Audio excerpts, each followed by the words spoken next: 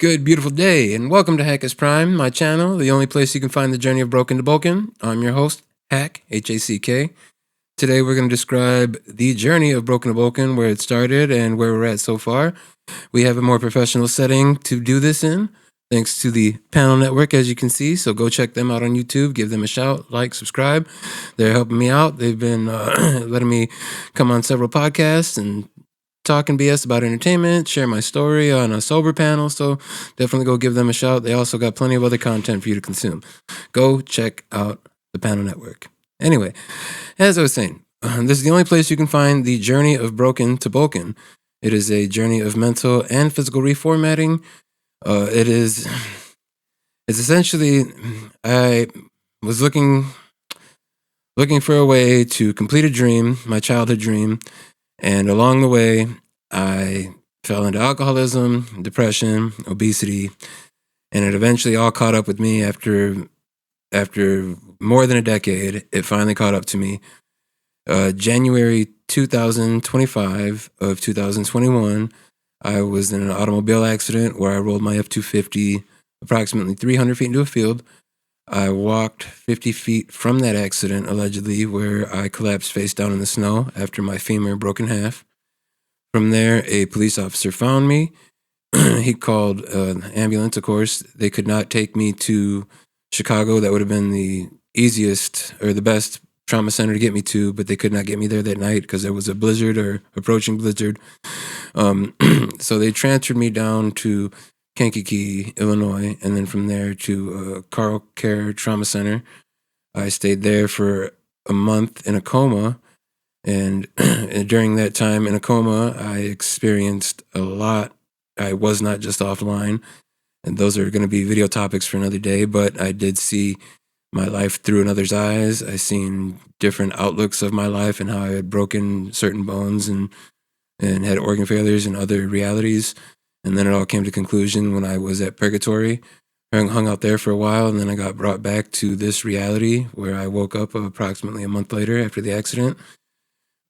I was fully quadriplegic, you could say, when I woke up. I had no use of any appendage. I could not speak. I could not write. I could barely blink to communicate. It took me several days to figure out that I was the only one in that accident. But the total amount of damage that I had done to myself after I was relieved there was no one else involved, it was approximately 26 broken bones. I had multiple organ system failures. I had destroyed my inner linings. I had broken some of the biggest bones in my body, femur, pelvis, hip, 5 vertebrae, 13 ribs. I still have a broken right clavicle at the moment. I still have a separated left shoulder at the moment. In 2022, they put my colon back in place for me. In 2024, January of 2024, they reconstructed my abdominal wall. Those were 2 journeys that I did share on Hack is Prime. Keeping you updated. We were doing push-up checkpoints all the way to the bitter end. But I still have yet to have a right oblique. My large and small intestines pop out above where my pelvis shattered.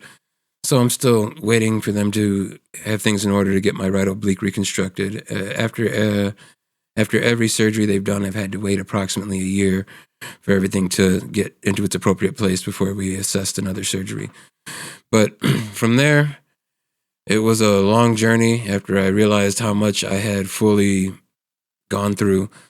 I thought that I was going to be walking by St. Patrick's Day of that year, which is my father's birthday. I thought I'd be walking by St. Patrick's Day, and little did I know I wasn't going to be walking for about another 6 months or so. From there, it has been a mental journey more than anything else. The physical aspect of it, I didn't really balk at too much. I was always a physically strong individual. I grew up being the biggest dude in the room, 260 pounds, 6'3", and I eventually, when I got into my heavier stage of life, I was rounding 400 pounds. I was 400 pounds during the time of the accident, so I got big. But before that, I was significantly strong. I was stronger than your average, you could say. Overhead pressing, big amounts, chest pressing big amounts, squatting big amounts, leg pressing big amounts. I had ambitions to be a world's strongest man at some point, and I had lost that dream. Well, I didn't lose the dream. I lost sight of that dream. And I'd always told myself one day, one day, one day. And the day that came was the day that ultimately could have taken me out for good. Not only would I have left that dream behind, but I would have also left my family behind.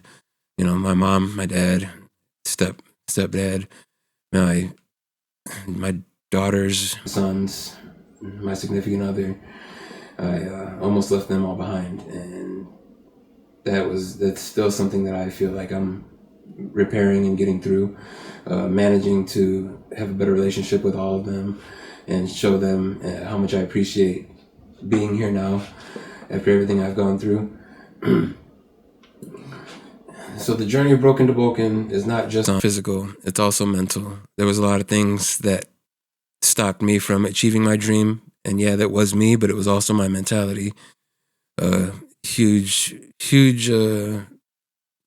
glutton, huge sloth. Those are my two biggest sins. I consumed a lot of alcohol, and I sat around on my ass a lot, which is kind of weird to think when some of my favorite activities are, literally just picking up heavy things for no reason and carrying them around.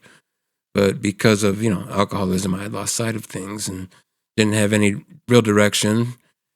And I know that dream is not very obtainable at the moment, or might not ever be. But it's still, I would like to try to push myself as hard as I possibly can in order to get a little slice of that. If I could even get to an amateur strongman competition here in the Chicagoland area, just to say I did it, I would feel accomplished. It's been approximately 4 years and 1 month at the time of this video since we've been able to breathe and live again. So not only did I have to understand that it was going to take a long time, I had to understand that my life was now completely different than I had known it before. So being the the main provider of my family, that truck had all my living, like my whole everything inside of it, my tools. I did construction for a living, and I had all my tools in there. And of course, the truck itself was my livelihood, and that's what took care of my family. Thankfully, by the grace of whatever higher power is up there, I had a good network of friends and people in the community that all came together, and they helped take care of my family financially while I was in this situation. I was in the hospital not only for that 1 month, but then several months after. And I had to meet certain milestones in order to come home. Even when I came home, I was still, as you could say, bedridden, I guess. I did not know how to use or get up, or not know how to use my back. I still didn't know how to use my arms. I definitely could not use my legs. And I had to have home therapy to teach me how to use a slide board to get into the wheelchair and everything in between. That includes, using the bathroom and teaching me how to eat, how to cook, how to be self-sufficient again. So that's another topic I'm going to have coming up, gratitude, the things to be grateful for. So currently I am back up to 300 pounds, but that's where I want to be as far as physically, the physical weight, body weight. I want to get strong enough, like I said, to do an amateur strongman competition. I'm not looking to be a bodybuilder, but I do want to put out there that I can still achieve a sliver of a dream, even though it's essentially a shattered dream at this point. The whole premise of my channel is not only Broken to Bulkin, but I also want to inspire others to keep on keeping on no matter what. I thought that, well, I can honestly say that everything I was enduring did kill me, and it took that realization of being where I was in the hospital and being paraplegic and losing all my muscle, keeping all my fat, that put me in a situation and humbled me greatly. I I now see that I wasted a lot of time. I am currently 35 years old, about to be 36. I was on the road to achieving that dream more than a decade ago, and then I let it slip away. So I don't know how far I'll be able to push myself until this body of mine breaks down.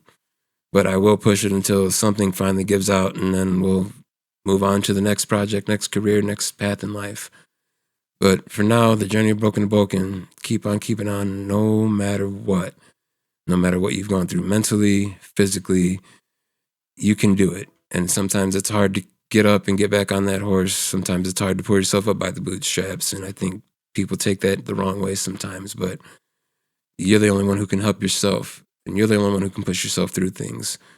I'm trying my best to be a better person, not only a better son, and a better father, and a better lover, a better everything, better friend, but I'm also trying to be the best version of myself so that I can share that with everyone and allow them to know that no matter how far gone you think you've gotten, there is a way to turn it around. There is a way to bring it back.